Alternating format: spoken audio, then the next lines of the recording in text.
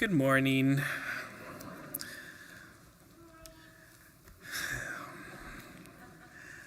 So right now, the mission team is in Seward, helping the congregation there and encouraging them and facilitating services there. And this last week, before they got to Seward, they were in Nikiski for the whole week, helping with a VBS there and helping out teach and also do different activities with children in the community there. And then right before they went to Nikiski, they were with me and a few others helping lead the youth forum in Anchorage and working with the church there and with youth from around the state coming together in Anchorage and spending the weekend. And things have been very fruitful, very successful. It's been really exciting to get to connect with people from around the state and to do that ministry again. And last week for the youth forum, there was a theme for that weekend, and it was journey of inspiration, and this idea of what is the motivation behind our actions? Why do we do the things we do? Is there a path worth taking in this life?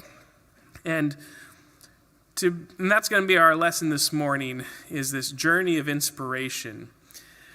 When I was in South Africa doing the mission work there years ago, I learned something very, very impacting to me, and that was a method of catching baboons. I don't know if you've ever seen a baboon in person before, but they're quite horrible creatures in my opinion, and the males grow quite large. They almost are, some of them can get almost as big as me, and their canine teeth, their sharp teeth on male baboons get even bigger than lions.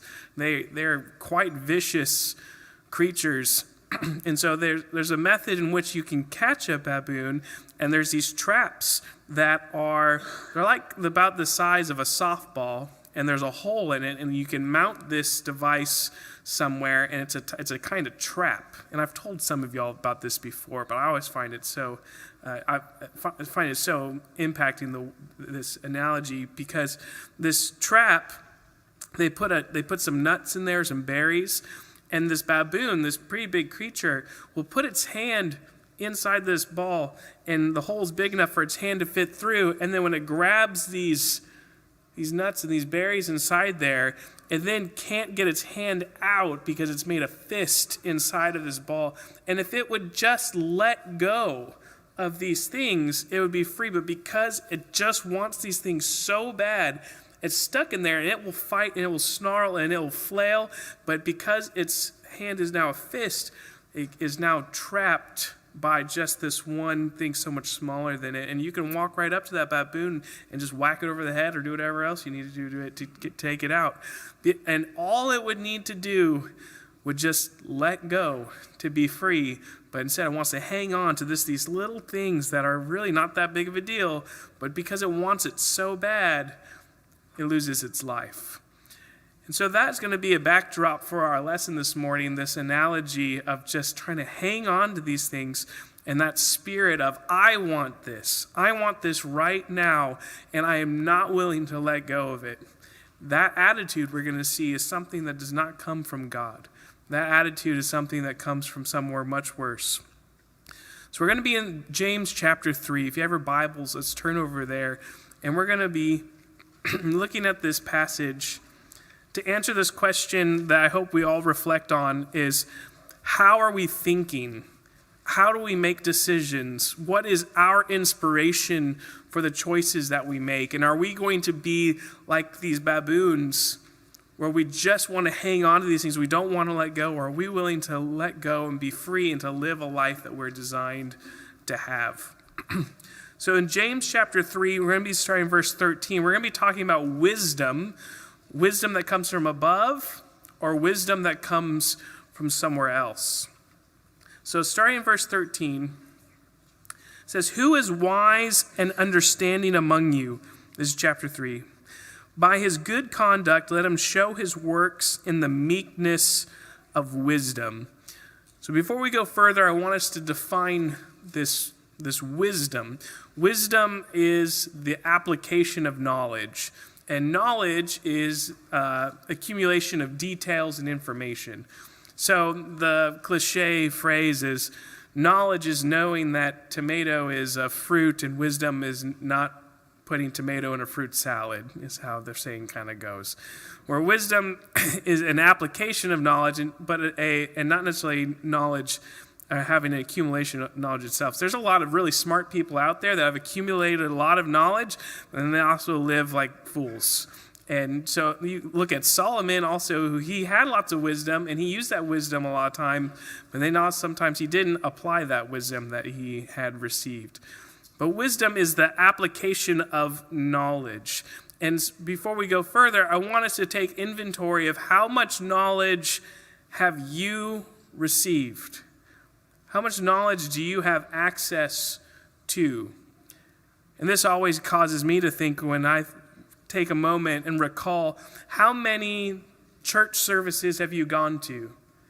How many Bible studies have you participated in? How many personal Bible readings have you gone through? How many podcasts and lessons and series have you taken in, or Lord's Supper talks? And you start adding it up for a lot of people here. It's hundreds, thousands amount of information. And I often imagine too, if I could sit side by side with a first century Christian, before the Bible was written, or at least accumulated exactly like we have it here today, if I could sit side by side with a first century Christian and he and I could converse, and he would tell me and get to know me, wait, you have all of the prophets and all of the law in your language? You have all the letters of the apostles in your language, and you can read and write? You have a library of 66 books from all the things that God has inspired his people to record, and you can read and write it, and you have it.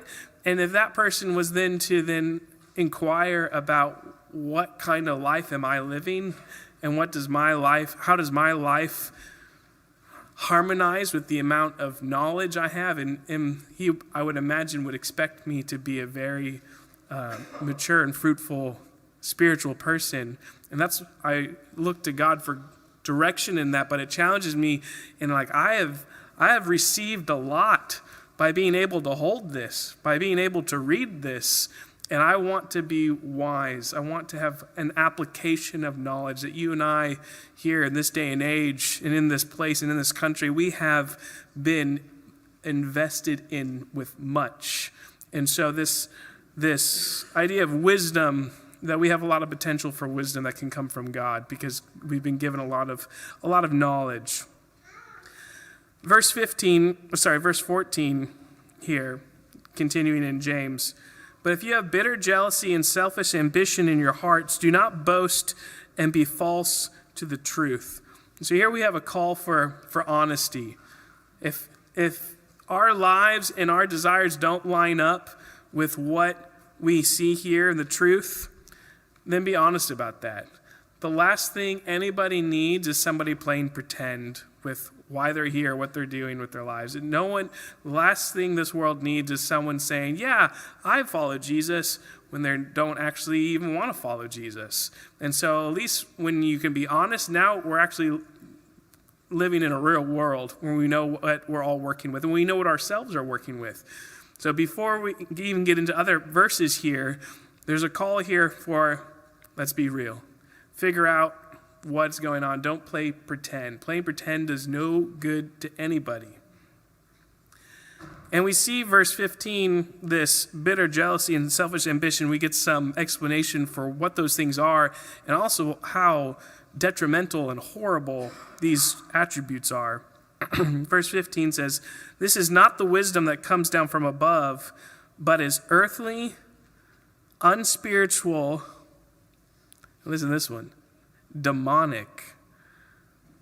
For where jealousy and selfish ambition exist, there will be disorder and every vile practice." This was one of the most shocking verses I remember reading in my own personal Bible study years ago. Just the stunning definition here of bitter jealousy and selfish ambition being described as demonic. When I think of something demonic, I think of something Hollywood has portrayed with unnatural movements and, demon summoning and just all sorts of conjuring and witchcraft and sorcery and just hideous, grotesque monsters and horror films and things like that. But here, Scripture describes the demonic as selfish ambition and bitter jealousy. And you could compact that down into just pride. That pride is a demonic trait. And it's not just a demonic trait. We see here that from it comes every vile practice. It's like pride, this bitter jealousy, this selfish ambition is this sewage pipe in which all other filth flows out of. And that's kind of helping us understand what a pitfall, what a cliff to walk off this bitter jealousy and pride is, how deadly this trap, this baboon is reaching his hand. If you're wanting to have a life that's self-focused, if your life is revolving around you, it is an evil, evil thing for that to be there. And to have that now revealed to us is now starting to show us just kind of how perilous this type of attitude is. And it's a good wake-up call for us to recognize that having a life that is self-focused is not just messy, it's not just harmful, it's not just inconvenient, but it is evil. It is satanic. I remember throughout my childhood different movies or different books or different things that were popular at the time, and a lot of people getting up in arms because this thing was, demonic, because it portrayed whatever. And maybe those things had some themes in it that were not great to really get involved in. But if we could have just a really clear discussion about what actually is very demonic, which is very evil, is having selfish ambition and bitter jealousy. That in itself, though, that's the real cliff to walk off of here. And we want to know, when we talk about we don't wrestle against flesh and blood, it's like, well, what do we wrestle against? And what are these rulers and powers and things that we're at odds against? And the conflict, the battleground is right here in our minds and our hearts.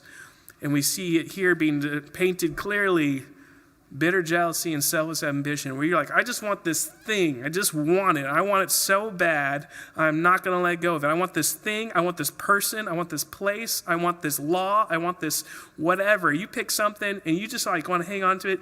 And I've learned that anything you're not willing to let go of is a red flag. Anything you can't walk away from, then that thing now owns you. If it's a job, if it's a person, if it's a relationship, if it's something in your past, if it's something maybe in your future, if it's something about a place or an opportunity, if it's anything other than Christ, and you're like, I need that thing now owns you. And that type of craving is like a baboon putting his hand in this trap. And from this comes every vile practice. This is the source of everything wrong in the world. It's really easy to look around the world and be like, this place is messed up. There's a lot of things going wrong in society, in our country, in other countries. And we have a lot of ideas on what we think we should fix it. And a lot of times people give the wrong answers to a bad problem.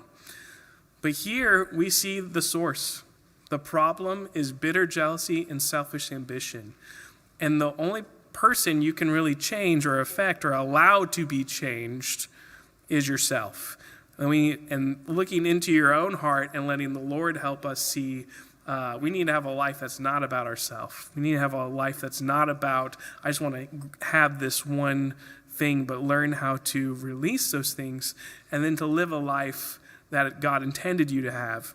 And that's what I'm really excited to talk to you about today, because we can see what this wisdom from below is, that's earthly, unspiritual, and demonic.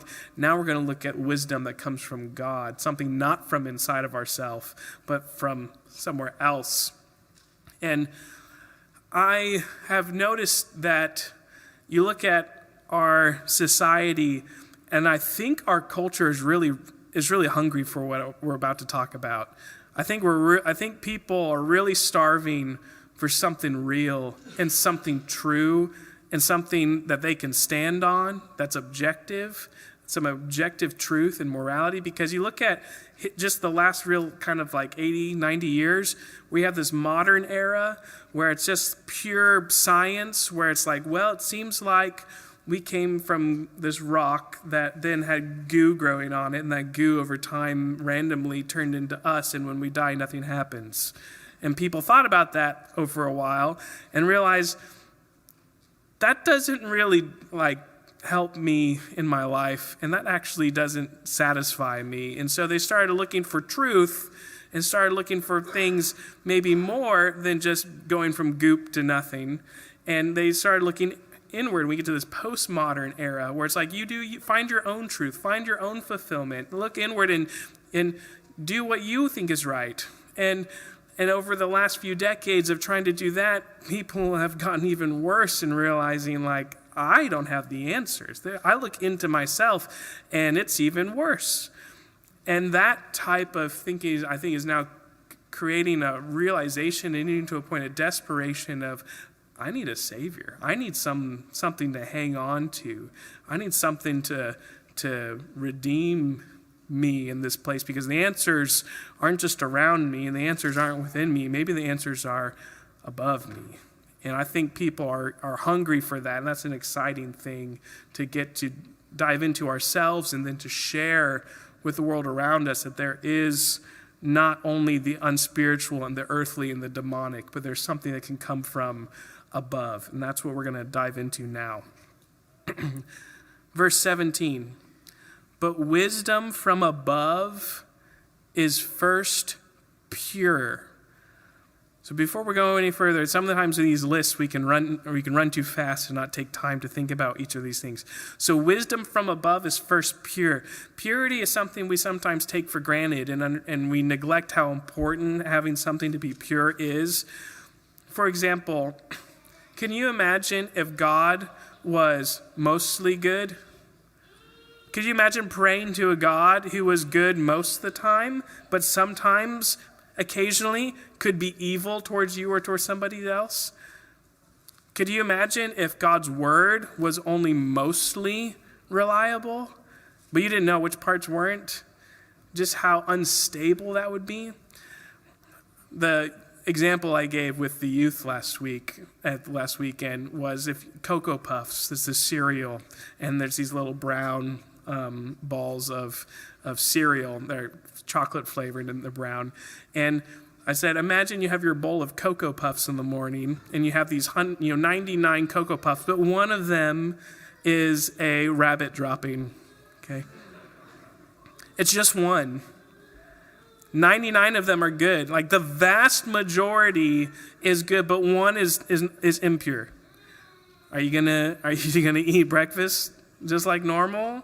Are you going to, at the very least, be a little more cautious and not drink the milk? I mean, you're going to want to be a little careful now and on edge. And can you and we take for granted how good God is and how important it is to recognize that what God gives us is pure. The wisdom that God shares with, the application of knowledge that comes from God is not mostly good. It is entirely pure. And that's something we can trust. And that's a rock you can stand on. That Jesus wasn't just mostly a great guy, but he is goodness itself. And that's who we follow. And that's an exciting and a great thing to stand on. So the next thing that we see wisdom is, in continuing in verse 17, is peaceable.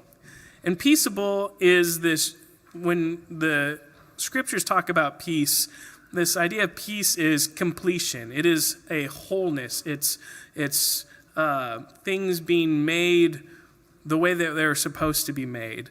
And that's an exciting thing when thinking about this wisdom that comes from above is something that's going to help us be what we're supposed to be, and we're helping other people be what they're supposed to be, and to step into really the destiny all humanity has of being in right standing with God, being his people, being redeemed, going on with him forever.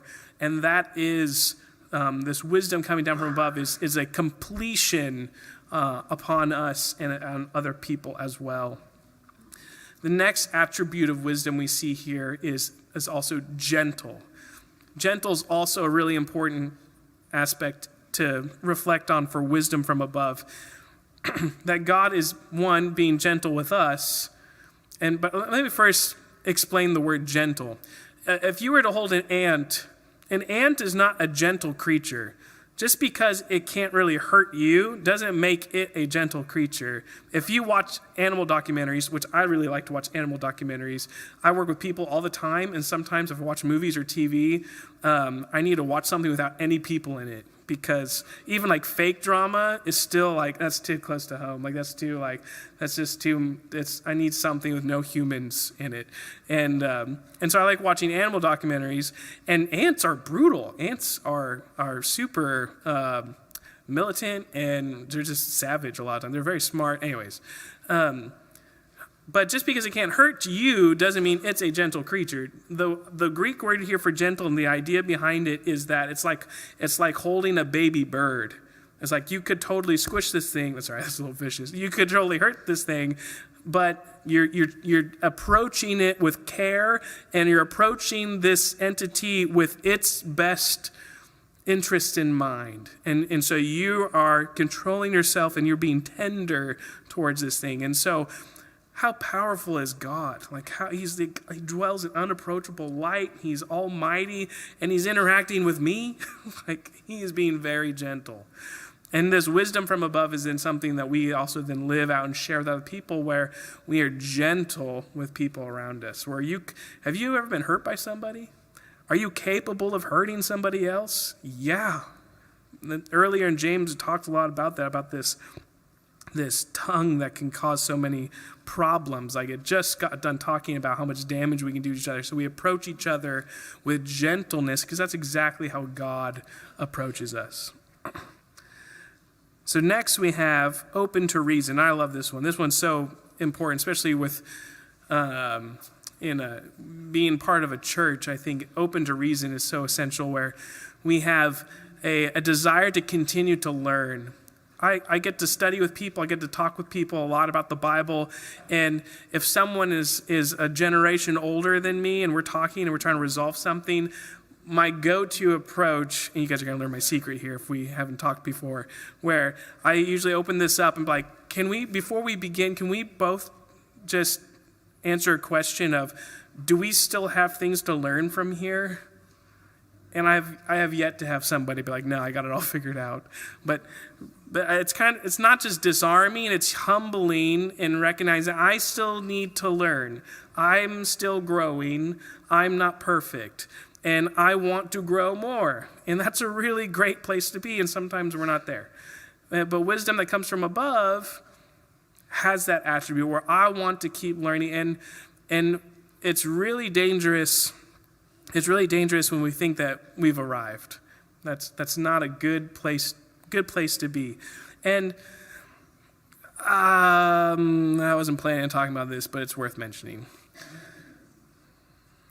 There is a false humility we sometimes, as Christians, and especially Christians that have been Christians for some time, there is a stumbling block I have seen and myself faceplant over, and it's this false humility of, I'm just going to say the quiet part out loud, where, yes, I still have much to grow. I'm not perfect, but I'm the closest thing to it. Where we look at other denominations, other groups, other different bodies of people, and we're pretty quick to talk about how wrong they are. And then we'll talk about how, well, we're still growing. We're not perfect, but we're the closest thing to it on earth. And it's like, hey, oh my goodness, like gotta really tone that down. So open to reason really kind of helps alleviate that or remove that. We're like, and when you genuinely recognize, I'm still learning, I'm still growing, and that humility removes a lot of the trials that come from having that arrogance.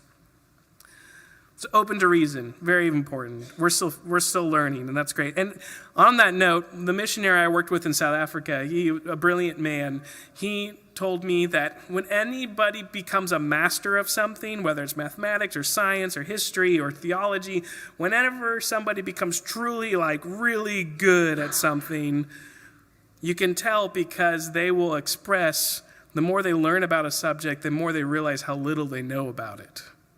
Okay, that's a true sign of someone who has gained a lot of knowledge and experience in any field. So whenever someone's talking to me like they just know it all, I'm you actually know nothing. Whenever somebody's actually I'm learning still so much about this, okay, now I'm more interested in you. So let's make sure we're not the ones that are hey, we got it all figured out. That's not the good place to be. Okay, so after open to reason, we next here have being full of mercy and good fruits. Something in South Africa, there's this proverb of sorts that they share where a lot of African countries, mostly women, but sometimes anybody, will carry large baskets or large objects on their head, and they'll balance them, and they'll walk for miles carrying these large things in baskets. And this proverb goes something like this, where everybody has their own invisible basket on their head, and inside of this is what's inside them and what's inside their hearts. And you can't tell what's in somebody's basket until they trip or they get pushed or something causes that basket to spill over. And when that happens, then you get to see the contents of their hearts. And so the idea is you can't really tell what's inside somebody until they get tested, until they get knocked over, until they get pressured. Then the real them comes out, is essentially the idea. And I think that's a really interesting way to think of things. I think there's some practical wisdom to it. And what we see here, this wisdom from above, is full of mercy. It's filled to the brim of mercy and good fruits. And I love that idea because I look to Jesus in Luke 23:34, when Jesus is in the middle of being unjustly crucified. He's on his way to being executed, and he's the most innocent person to have ever existed and ever will exist. He's on his way to be killed, and everyone around him is unjustly and malevolently abusing him, torturing him. And what's spilling out from him? He says, "Father, forgive them. They don't know what they're doing." I mean, it's just pure mercy being dumped out on everyone around him when they push him over, when they smack him in the face with those rods, when they are ripping up his clothes, when they are abusing and hating him. He has already stored up so much mercy that it's just pouring out of him in the middle of such evil treatment towards him. Wisdom from above is full of mercy. I've told some of this to you before, but a few years ago I got to work with a foster camp. They put us through some training to work with these young kids, and I had some 10 and 11-year-olds. I had two of them, and they were awesome, and I love them. And in that training, though, they had us be prepared that during the end of the camp, the kids are going to try to get us to hate them. And the idea, the psychology behind it is that it's easier, it's like a defense mechanism, because if they can get you to hate them, then it makes it easier for them to leave because it feels like they're not wanted, and it helps them move on. It's really sad. And so we had to make the decision beforehand that no matter what they do, we're going to love them. And you preemptively choose to have this unconditional love, truly unconditional. It's this person will try to make my life miserable, and I am going to love them in spite of them trying to get me to hate them. And so by making the decision beforehand, that helps so much instead of just trying to react to things. Because sure enough, second to last day, one of my boys looked up to me. He's like, "Mr. Mike, I'm going to be really bad today." Thank you for the heads up. And sure enough, he was rough. He was a stinker that day. But because we made the decision beforehand, they knew they were loved regardless of their actions. And I think that's exactly what Jesus does. That's exactly what we're called to have. Is we're supposed to make the choice beforehand. I'm going to love the world. I'm going to pour mercy on the world because I've received mercy from him. And so no matter what somebody does to me, I already got mercy loaded up, ready to pour out on people. And so that's this wisdom that comes from above. And that's something that's supposed to be stored up within us. So when we do have to turn the other cheek, when we get slapped, or this world persecutes us, or when we find ourselves abandoned or just mistreated, we don't even have to think about it. It's just mercy ready to dump out on people. And that's wisdom that comes from above. And good fruits is the same thing, is that our lives, when we get pushed, when we get knocked over, when we stumble in life, that good things come from our lives, that we look to be connected to Christ, and from being connected to Christ, there's fruit that comes from there. He's the vine, we are the branches. Apart from him, we can do nothing. And so when we have that Christ likeness within us, that just overflows out from us into every part of our life. The next attribute here we see that's from above, this wisdom from above, is impartial. That this wisdom is to be for everybody. It's not something to one group of people at one time, or people that it's not an exclusive group. That this wisdom is to be received by everyone. Not everyone's going to want it, but it's for everybody if they want it. Earlier in James, God talks about if you pray for wisdom, he's going to give it all. He's going to give it to whoever asks for wisdom. And so if you want it, you can have it. And so it's for everyone, and we should be looking to share it with everyone, not be selective in who we think should have wisdom. There should be no gatekeepers to wisdom. Next we have then is sincere.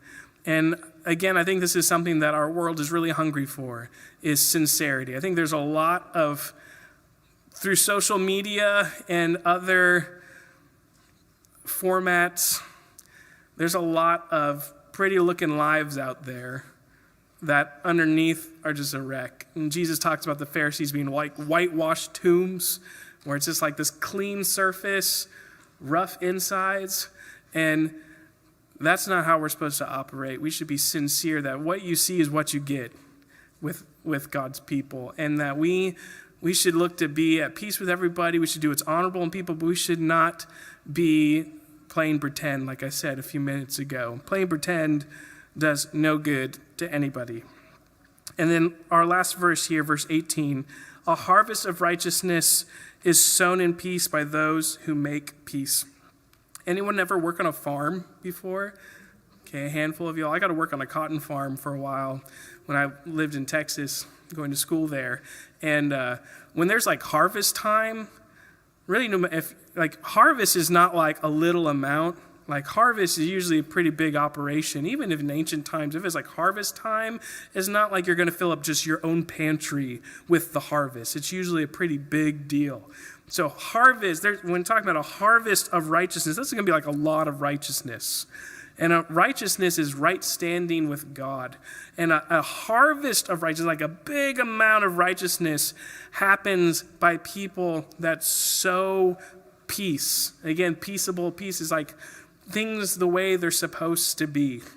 And if we're pursuing what we're supposed to be, then that happens. When we step into what we're designed to be, as humans, we're made in the image of God. We are made to be with God forever.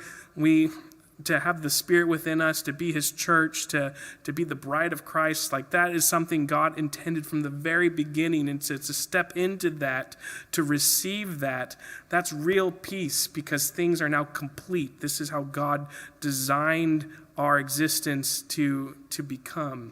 And so when we pursue that, then this huge harvest of righteousness happens, where there's this. It's not like a small thing. I just want to emphasize that what you're a part of and what we're pursuing, what we're walking in, this wisdom from above, is not just this like your life's going to be a little bit more convenient.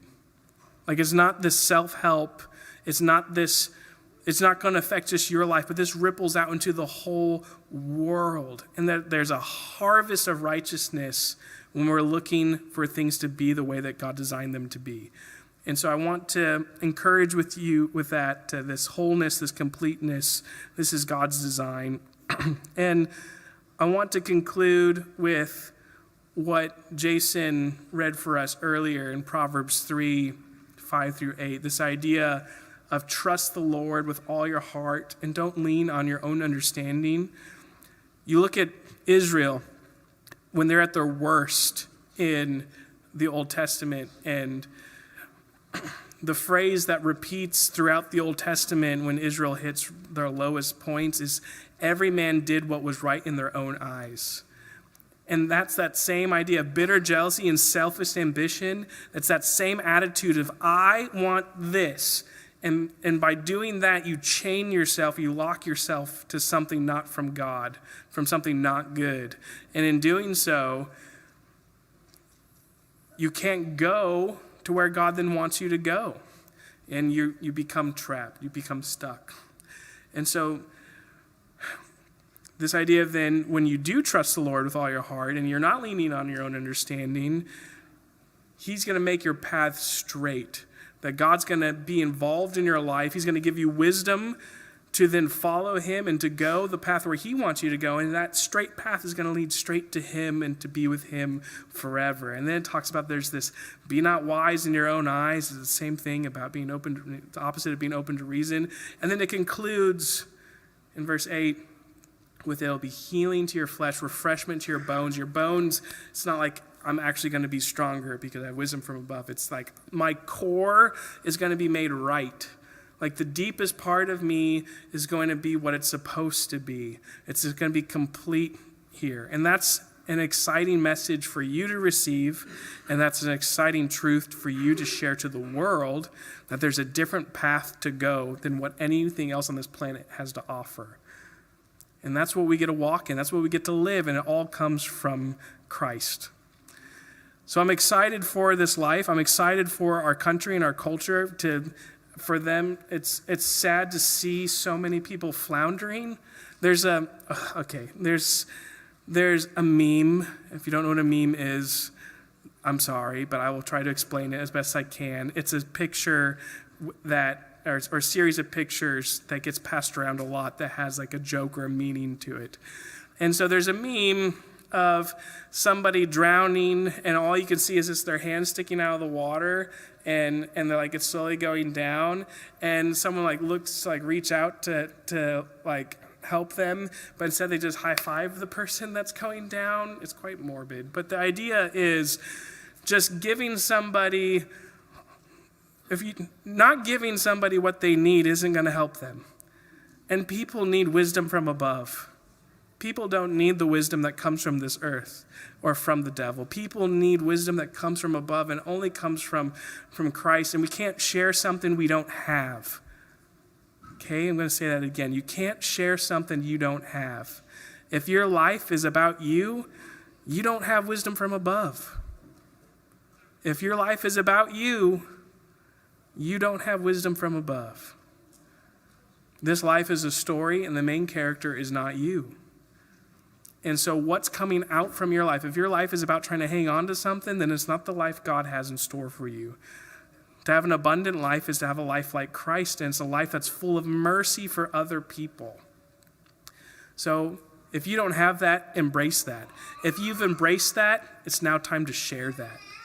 And so with that in mind, if there's any needs here this morning that we can help with in that journey of receiving that or sharing it, we want to be the people God has called us to be. We want to be able to be a part of a harvest of righteousness. With that in mind, let's sing the next song.